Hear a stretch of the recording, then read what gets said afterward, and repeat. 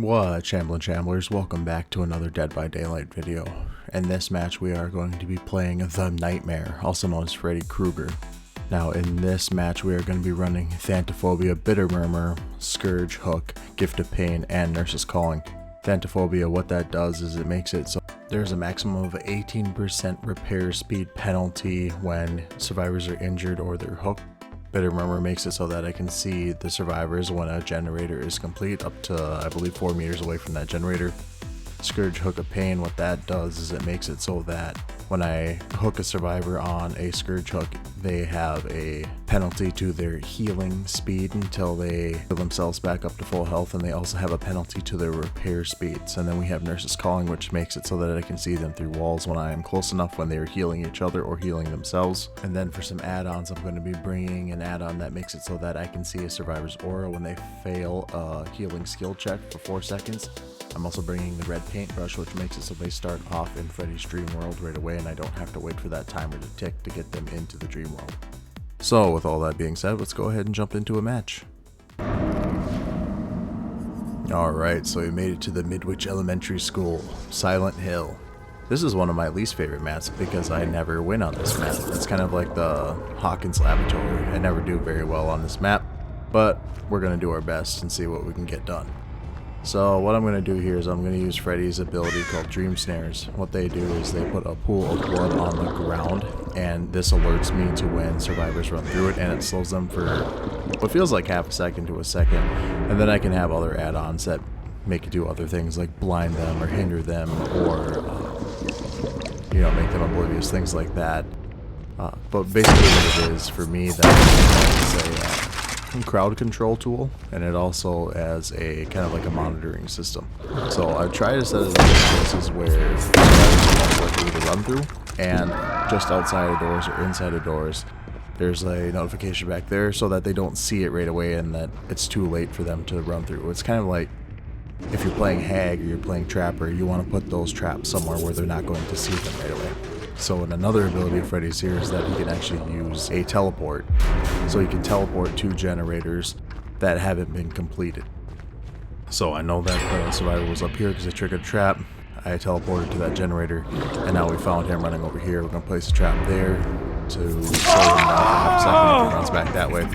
And Bitter Murmur also proc there, where it showed me that there's 2 survivors working on the other gen. We got another Dream Snare going off, so we know that there's a survivor. It looks like I lost the Killer Instinct notification there. But we're going to go ahead and take this man, throw him up over on a Scourge Hook here, so that way he gets that reduced healing speed and reduced repair speed until he gets a full heal again. Throw a couple Dream Snares down here. I know that these are kind of blatantly obvious, but maybe they won't see them right away, or they'll be in a rush and they'll run through them. And that will give me a notification of when they're coming to get the survivor. Gives me another half second to hurry up and get back up to this survivor when he gets unhooked. And right there what I did is I started that teleport, but then I canceled it. I was kind of doing like a mind game with them, showing that I was on my way, because when you teleport, a bunch of blood comes spurting out of the generators. And so when they see that, they stop working on the generator, or in that case they ended up failing a skills check on that generator, which let me know that yes, indeed, there was a survivor over there working on that gen. But we found some more scratch marks here, so we're going to go ahead and follow these. Probably going to go for the save. We're going to keep setting up some more traps. I don't have infinite number of traps. I believe it's 5 or 8 traps. So whenever I place a new trap down, other traps disappear, which is fine. Freddy used to have a ton more traps. I can't remember if he had like 12 or 15 traps. It was a ton, but they ended up nerfing that and getting rid of a lot of his traps, which is fine. I understand that you can't have blood pools all over the place because that doesn't make it very fair to the survivors either. But we went ahead and ignored the Jake because he just got off hook. He might have been wanting to take a hit because he has decisive strike, but we're not playing that game. We're going to go ahead and take this Dwight. Grab him before he gets to the pallet, so if somebody tries to stun me, it won't work. Go ahead and throw him on a hook over here. The reason I didn't choose the one in the center is because it wasn't a Scourge Hook. We want to get as much value from these Scourge Hooks as possible to decrease the repair speed and the healing speed to kind of slow down their generator game. And what I'm doing here is I'm throwing some traps down. because I want to cut off any kind of exits that this David might have. We got a hit. He ran over that blood pool because there's a rush. Dwight's off the hook. I don't want to hit Dwight because he might have borrowed time and it'd just be a wasted hit. We're going to follow him. We're going to make him eat this pallet. He's healing, so we're going to try and get him from the back. Missed the lunge. It was super close though. I don't know why he keeps healing, but we know that if we down him, he won't be able to use Decisive Strike because he began healing.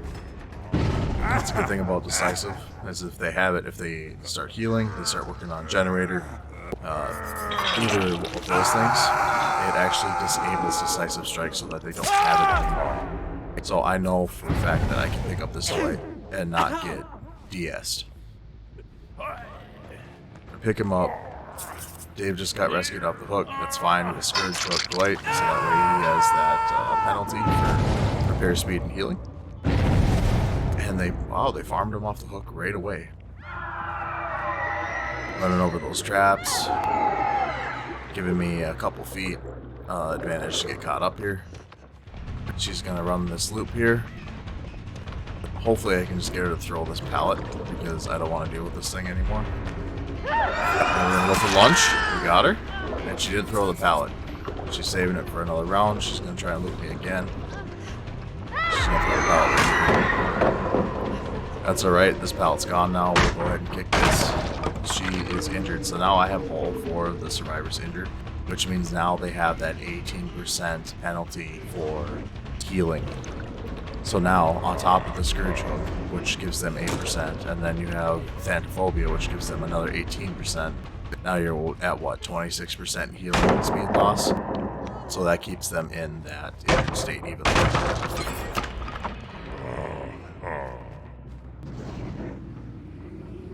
We're going to teleport up here because we saw that there's a survivor over here. Take this generator quick. Because we only got 2 gens left, we need to start pressuring these gens a little bit more. I think that's the first time that I actually kicked a gen. But I've been putting pressure on these survivors the entire match, which is good as well. But with 2 gens left, we need to start pressuring those gens. They're healing each other over here, of course, there's a wall right there. Nice dead hard. He was healing, so we know that he won't have Decisive. Let's get him back over to a Scourge Hook. And remember that they have that penalty to repair speed and healing while they are injured. They have to get healed back up to a full health state in order to get rid of that penalty. So we know that the Jake has the penalty and the Cheryl has the penalty. And now Dave will have that penalty when he comes off hook. They're working on this generator over here, I can hear it. Drop them, drop back down because we got that notification. Go ahead and put a dream snare here quick. Check in the lockers here to make sure, because I could have swore I heard somebody actually physically working on this generator. So he might have just slow walked off the edge.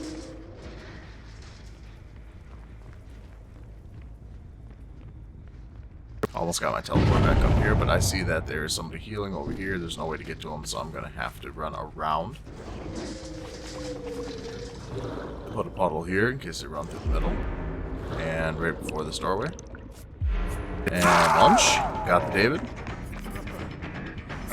I'm not sure if he touched anything or not, so we don't know if he has DS. And he might just might not have the perk in general. So Dave is gone. 3 left to go. We'll teleport up here because they're working on this generator. And we got the Dwight. Not the Dwight, the Jake. I missed my lunge. And he tried to stun me with the pallet. Wasn't going to happen. Oh, dirty. Cheryl just sandbagged the hell out of him. But let's not act like I'm not going to take the free hook. We'll just report her at the end for sandbagging if she does it again. So what sandbagging is basically blocking your fellow survivors so that they can't get away from the killer. They're aiding the killer, which is actually a bannable offense if you aid a killer. Because now not only do you have to worry about the killer, now you have to worry about your fellow survivors blocking you. But I'm going to take the hook anyway because I want to win. I never win on this map, damn it. Here's Cheryl. Oh, and she's prestige, which is just great. Got a hit on her. I don't care about the Jake, he can run. Oh, apparently I changed my mind here. He can't run. I'm gonna get him. we decided to slug the Cheryl. Oh no. It's been probably a week and a half since I recorded this or more. I recently had a baby, so I haven't been editing videos down, so it's cool to see what my decisions were in that time. Because in my head I was like, we're gonna let him go because we just hooked him because he got sandbagged. But nope, we're gonna go ahead and take that death hook. And I also saw with him that I have a green Mori. I forgot that I even brought a Mori. So hopefully I can use that on the Cheryl because she's a sandbagger. 2 down, 2 to go with 1 gen left. So I'm looking for a gen here. Kind of listening to make sure that they're not being worked on. That one's totally regressed. We're gonna jump this wall here. Go down.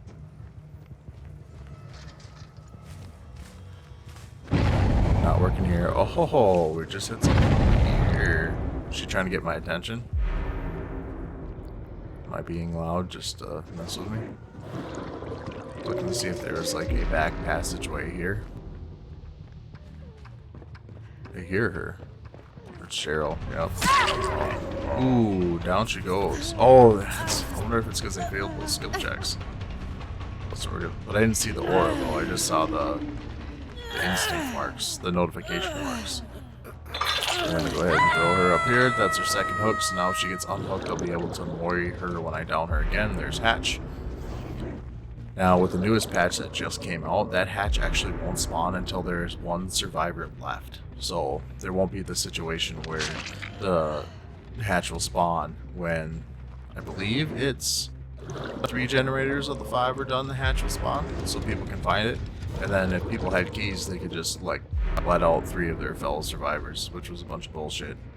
So, I'm glad that they fixed that. She went ahead and killed herself on hook. I'm just going to sit here on this hatch and close it before Dwight can just show up and jump in this hatch because I want this 4K. I don't think I've ever gotten a 4K on this map before. Close that.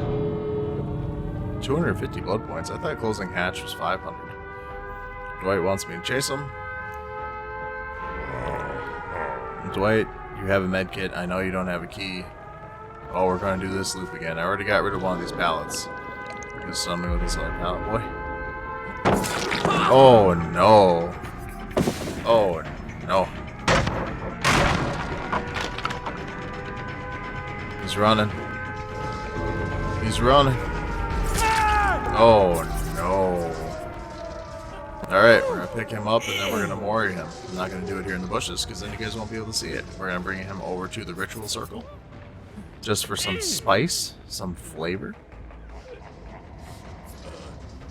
Dwighty boy. Ooh, baby. Sacrifice has been made. And that's it. That's game. We got the 4K and the Pushes Killer. I think that's like the best I've ever done on that map. I'm glad that we were able to record it. Got the challenge done for him.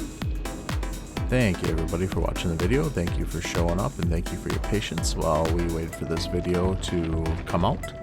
Like I said, I recently just had a beautiful baby daughter, so if I sound tired, it's because I am. She's a very good baby, but there's been less time to do this kind of things because I'm taking care of her, and I wouldn't have it any other way. But when I do have some free time, I will be editing more videos, recording videos, and putting them up for your entertainment. So thank you so much, everybody. I appreciate it, and we'll see you in the next one. Keep on shambling, Shamblers.